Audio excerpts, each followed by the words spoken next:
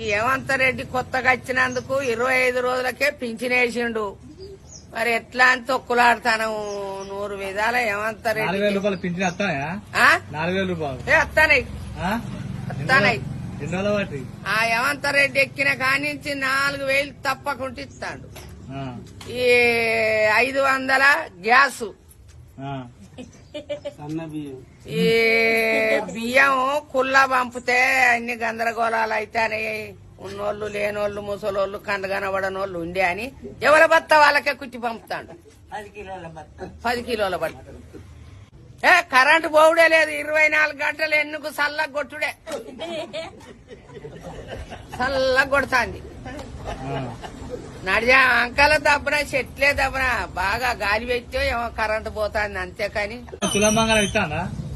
ఇస్తాడు. పందిట్లనే పెండ్లి అయినాక పచ్చని పందిట్లు అప్పచెప్పిపోతాడు. తులం బంగారం మన మా సొంటలకి ఇస్తాడు. ఆ పొరగాన్ని పెళ్లి చేసుకున్న వాళ్ళకి తులం బంగారం 1,00,000 రూపాయలు వాళ్ళకి ఇస్తాడు. ఆయన ఎక్కడ దవ్వు కత్తాడు ఆయన కట్టం.